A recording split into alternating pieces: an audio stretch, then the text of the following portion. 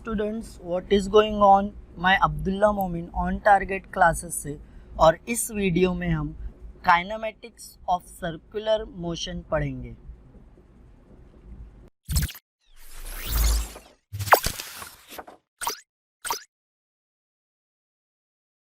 अगर आप इस चैनल पर पहली बार आए हो और आप फिजिक्स सीखना चाहते हो with some amazing animation, simulation and PowerPoint presentation, तो इस चैनल को ज़रूर सब्सक्राइब करें और बेल आइकन पर भी क्लिक करें ताकि आपको नए वीडियोस की नोटिफिकेशन मिलती रहे।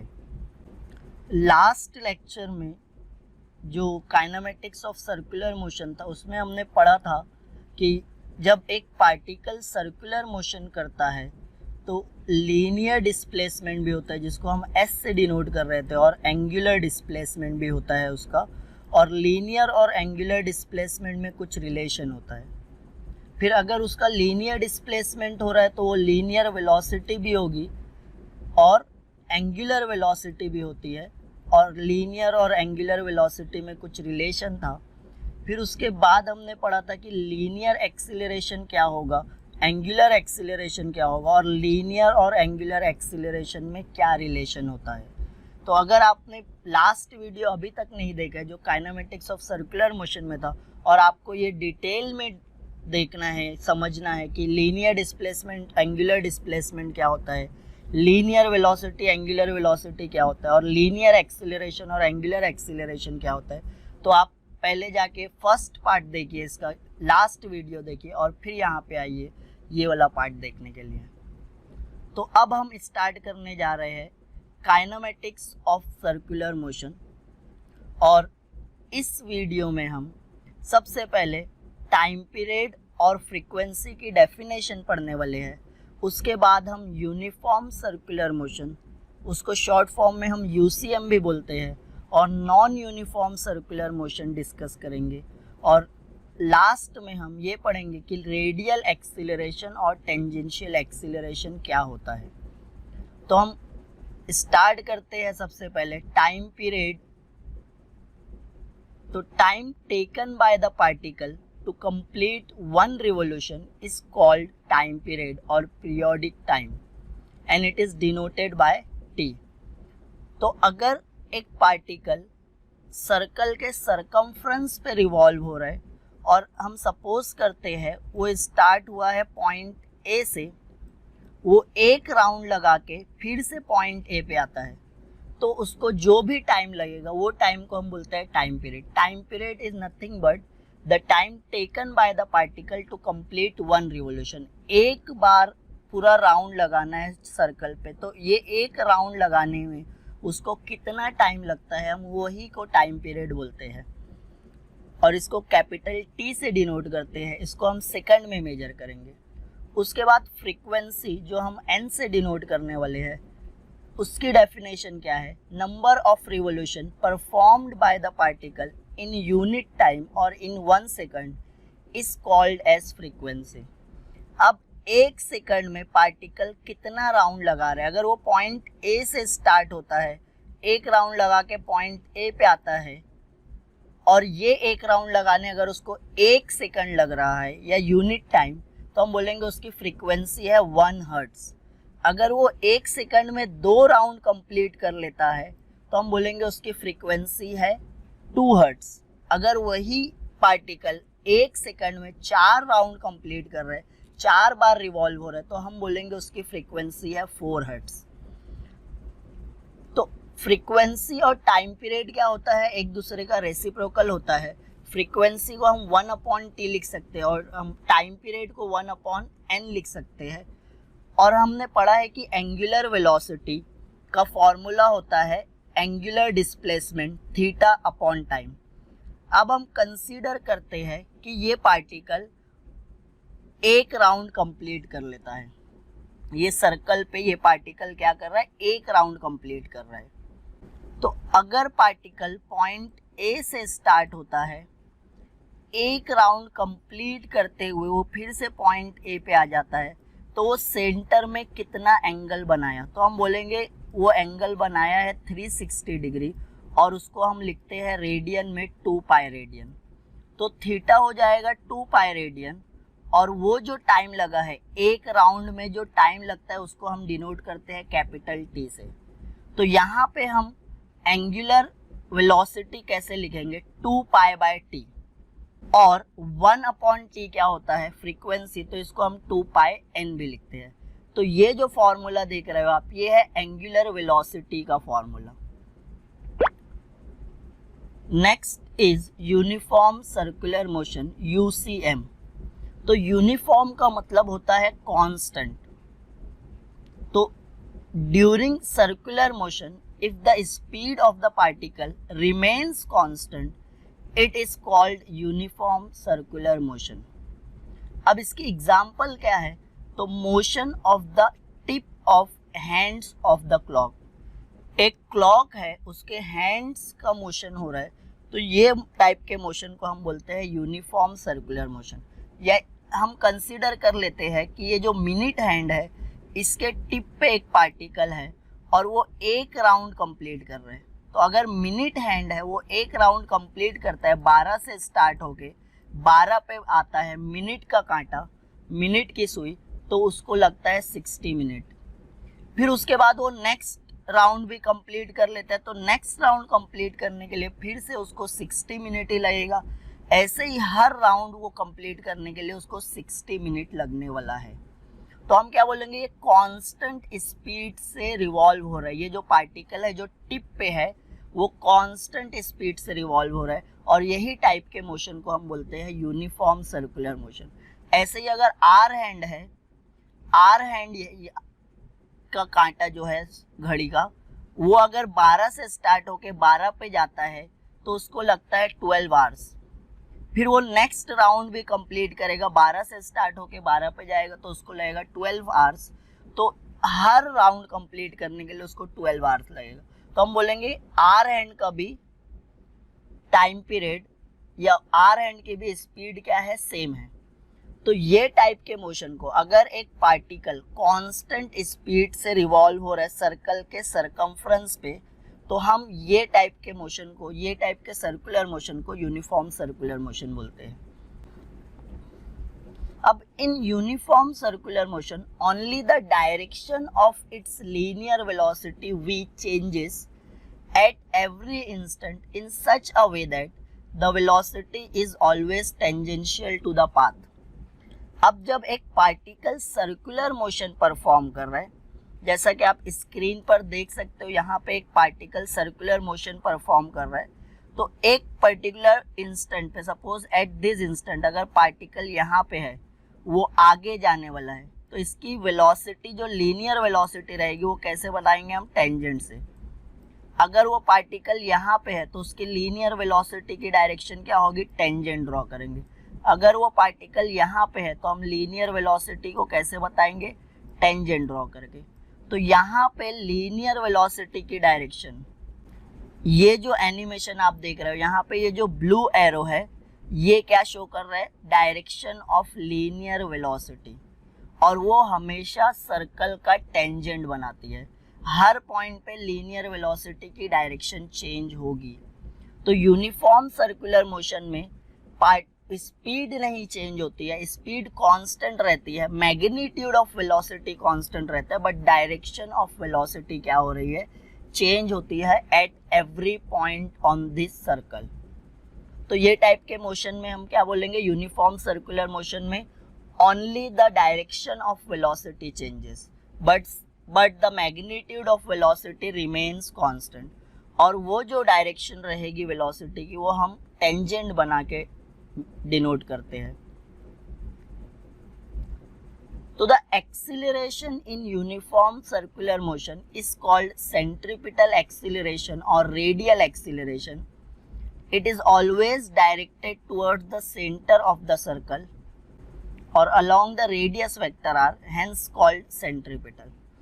अब अगर वेलोसिटी की डायरेक्शन चेंज हो रही है तो हम बोलेंगे वेलोसिटी चेंज हो रही है, और change of velocity with respect to time is nothing but acceleration. तो यूनिफॉर्म सर्कुलर मोशन में भी एक्सीलरेशन प्रोड्यूस हुआ क्योंकि वेलोसिटी की डायरेक्शन चेंज हुई, और rate of change of velocity is acceleration. और ये जो एक्सीलरेशन है यूनिफॉर्म सर्कुलर मोशन में, इसको हम बोलते हैं सेंट्रीपिटल और रेडियल एक्सीलरेशन। और इसकी डायरेक्शन हमेशा सेंटर की तरफ होती है along the radius vector R और अराउंड द रेडियस।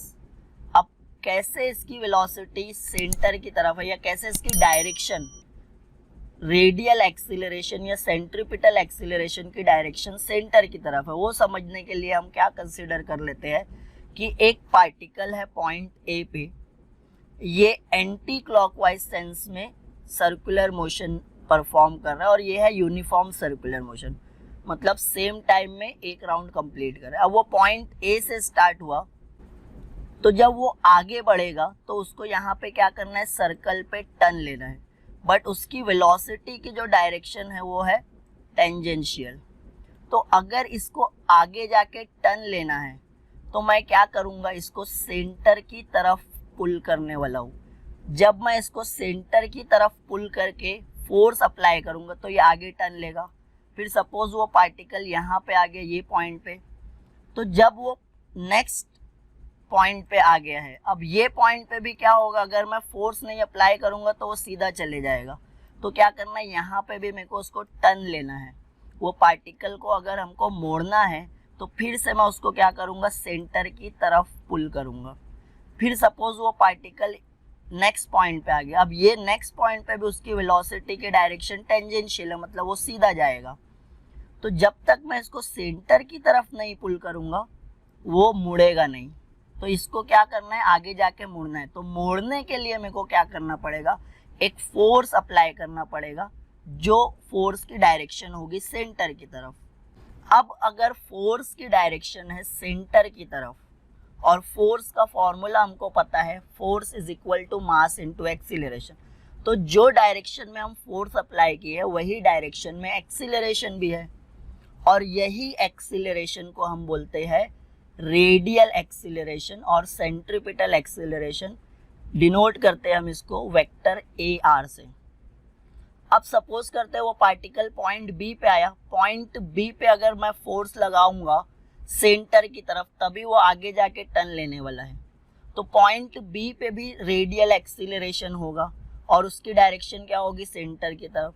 ऐसे ही अगर पॉइंट सी पे आगे है वो पार्टिकल तो मैं उसको टर्न लेना है आगे जाके, अगर उसको टर्न लेना है तो मैं फोर्स अप्लाई करूंगा और उसको सेंटर की तरफ पुल करने वाला हूँ।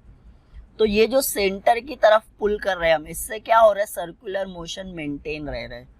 तो यहाँ पे मेरे को फोर्स अप्लाई करना पड़ेगा सेंटर की तरफ, मतलब जो डायरेक्शन फोर्स की है वही डायरेक्शन एक्सीलरेशन की होगी, और यहाँ पे ये एक्सीलरेशन को हम क्या बोलने वाले हैं, सेंट्रीपिटल एक्सीलरेशन और रेडियल एक्सीलरेशन। ऐसे ही पॉइंट डी पे भी मैं क्या करूँगा, तो सर्कल के हर पॉइंट पे क्या होगा, मेरे को फोर्स अप्लाई करना पड़ेगा उसको टर्न लेने के लिए। तो यहाँ पे एक्सीलरेशन भी होगा हर पॉइंट पे, जिसकी वजह से क्या होगा, वेलोसिटी की डायरेक्शन चेंज होते रहेगी। तो ये वेलोसिटी की डायरेक्शन चेंज करना है, पार्टिकल को मोड़ना है, तो मेरे को एक्सीलरेशन अप्लाई करना पड़ेगा, और वो एक्सीलरेशन यहाँ पे क्या होगा, टुवर्ड्स द सेंटर, सेंटर की तरफ होगा, और यही एक्सीलरेशन को हम बोलते हैं सेंट्रीपिटल एक्सीलरेशन और रेडियल एक्सीलरेशन।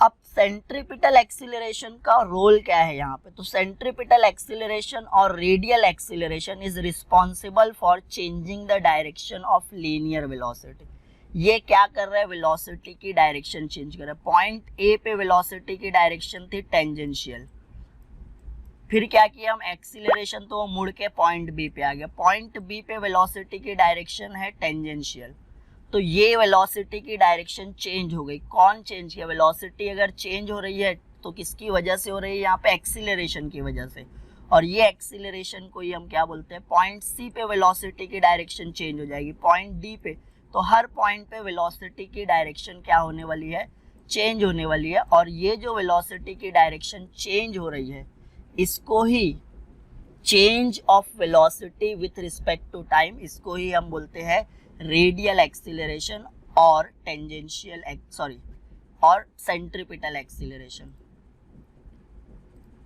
तो रेडियल एक्सीलरेशन से क्या होता है, वेलोसिटी की डायरेक्शन चेंज होती है, और इसका फॉर्मूला क्या है, minus omega square vector R. अब यहाँ पे A R radial acceleration towards the centre है, और अगर मेरे को रेडियस वेक्टर बनाना है तो मैं क्या करूँगा, सेंटर से एक वेक्टर पार्टिकल के पोजीशन तक बनाऊंगा, तो ये हो जाता है वेक्टर आर। जब पार्टिकल पॉइंट बी पे है at this instant of time, radius vector या वेक्टर आर क्या है, from the centre to the position of the particle, ये है रेडियस वेक्टर। पॉइंट सी पे रेडियस वेक्टर, पॉइंट डी पे जब पार्टिकल आ गया तो रेडियस वेक्टर क्या होगा, तो रेडियस वेक्टर की डायरेक्शन हमेशा अवे फ्रॉम द सेंटर रहेगी, और रेडियल एक्सीलरेशन का जो डायरेक्शन है वो हमेशा टुवर्ड्स द सेंटर रहेगी। तो हम बोलेंगे ए आर की डायरेक्शन और वेक्टर आर की डायरेक्शन अपोजिट है, यही से यहाँ पे हम निगेटिव साइन लिखे हैं। निगेटिव साइन इंडिकेट कर रही है कि वेक्टर ए और वेक्टर आर अपोजिटली डायरेक्टेड है। अब यूनिफॉर्म सर्कुलर मोशन में जो रेडियल एक्सीलरेशन है वो कांस्टेंट होता है। रेडियल एक्सीलरेशन का मैग्नीट्यूड क्या होता है, वी ओमेगा। अब जब मैं मैग्नीट्यूड फॉर्म में ले रहा हूँ तो मैं डायरेक्शन नहीं बताऊंगा, या डायरेक्शन हम कंसीडर नहीं करेंगे, हम सिर्फ magnitude of linear velocity means linear speed और एंगुलर स्पीड। तो लीनियर स्पीड और एंगुलर स्पीड कांस्टेंट है, तो यहाँ पे रेडियल एक्सीलरेशन भी कांस्टेंट होगा। और हमको पता है v और r में क्या रिलेशन है, v is equal to R omega. तो ये जो v का टर्म है इसकी जगह मैं क्या रखता हूँ, r ओमेगा। ओमेगा पहले से है, r ओमेगा फिर रख दे तो क्या हो जाएगा, ये ओमेगा स्क्वायर r हो जाएगा। फिर यही इक्वेशन में मैं ओमेगा की इक्वेशन रख देता हूँ, ओमेगा क्या बनेगा, तो ये इक्वेशन को हम कंटिन्यू करेंगे, यही इक्वेशन से हम ओमेगा लिख सकते हैं, omega is equal to v by R. तो अब ओमेगा की जगह मैं क्या लिख रहा हूँ, v बाय आर, v पहले से है v बाय आर तो v स्क्वायर बाय आर। तो यहाँ पे आपको 3 फॉर्मूला मिल जाएगा रेडियल एक्सीलरेशन का, और ये radial acceleration uniform circular motion में कांस्टेंट होता है। अब नेक्स्ट है non uniform circular motion. Non uniform में मतलब कांस्टेंट नहीं रहेगा। तो during circular motion if the speed of the particle changes with time it is called non uniform circular motion.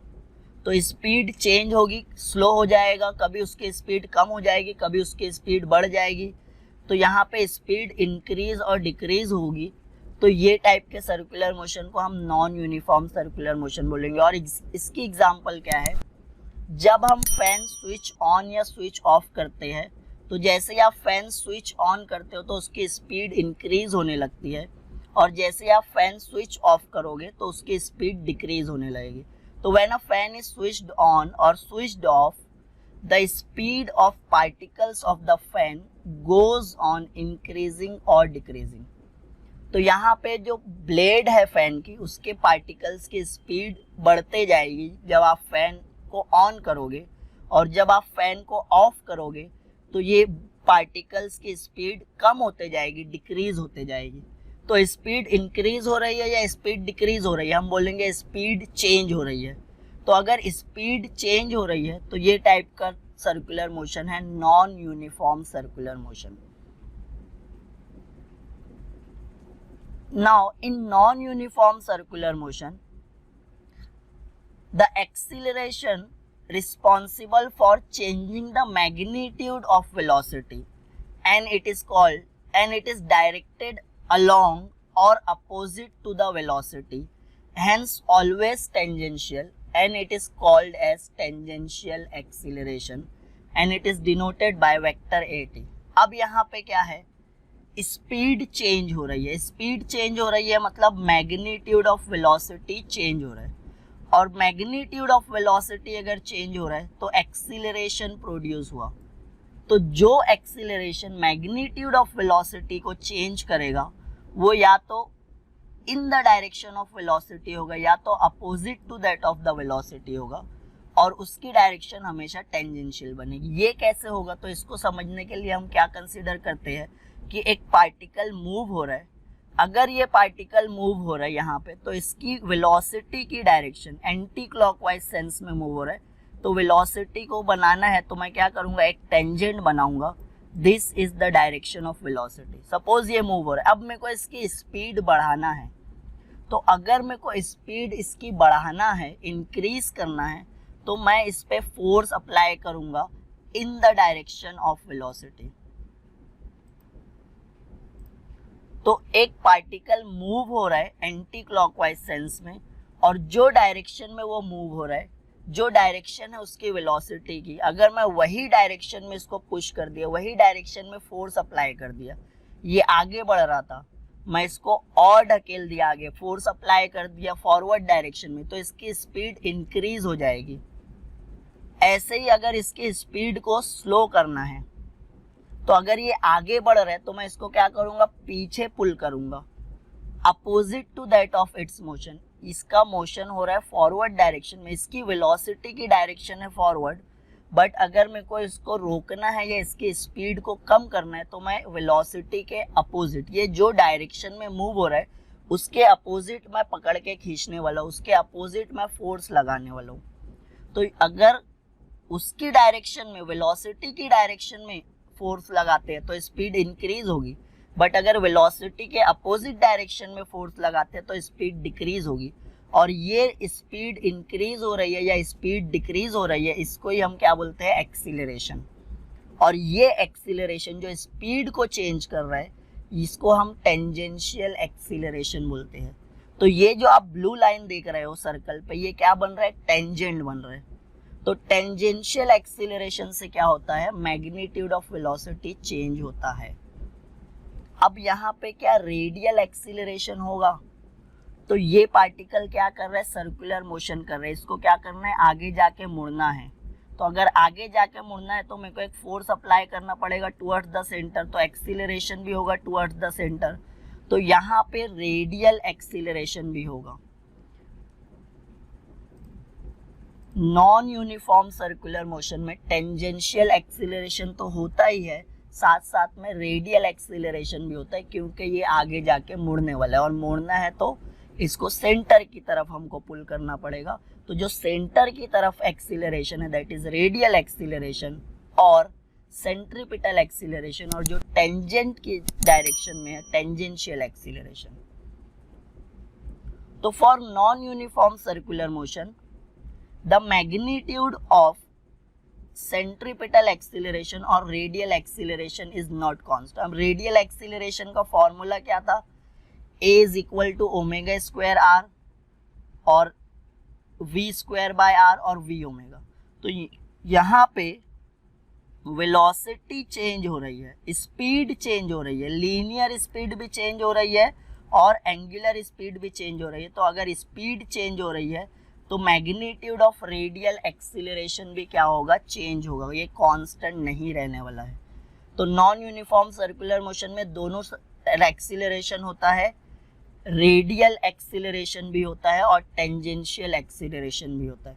Radial acceleration का काम क्या है, नॉन यूनिफॉर्म सर्कुलर मोशन है radial acceleration, it is also called as centripetal acceleration.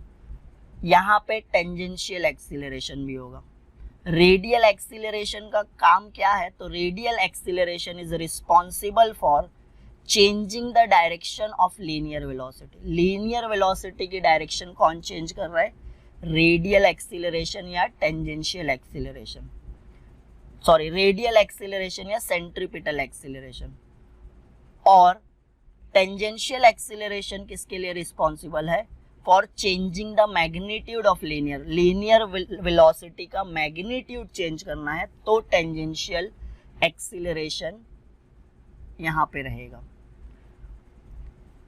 तो अब आप screen पे जो एनिमेशन देख रहे हो ना, तो इसमें दोनों टाइप के सर्कुलर मोशन हो रहे हैं, एक यूनिफॉर्म सर्कुलर मोशन है और एक नॉन यूनिफॉर्म। तो आप स्क्रीन पर ये जो एनिमेशन देखते हो, ये देख के बोल सकते हो कि ये जो ब्लू वाला पार्टिकल है ये कांस्टेंट स्पीड से रिवॉल्व हो रहा है, बट ये जो रेड वाला पार्टिकल है ये ऊपर जाके स्लो हो जाता है और नीचे इसकी स्पीड इंक्रीज हो जाती है। तो रेड वाला परफॉर्म कर रहा है नॉन यूनिफॉर्म सर्कुलर मोशन और ब्लू वाला परफॉर्म कर रहा है यूनिफॉर्म सर्कुलर मोशन। तो ये ब्लू पार्टिकल जो है वो यूनिफॉर्म सर्कुलर मोशन परफॉर्म कर रहा है, red particle non uniform circular motion perform. अब यूनिफॉर्म सर्कुलर मोशन में magnitude of radial acceleration constant है, बट नॉन यूनिफॉर्म में magnitude of radial acceleration is not constant. Uniform में स्पीड नहीं change हो रही है, वेलोसिटी की डायरेक्शन चेंज हो रही है।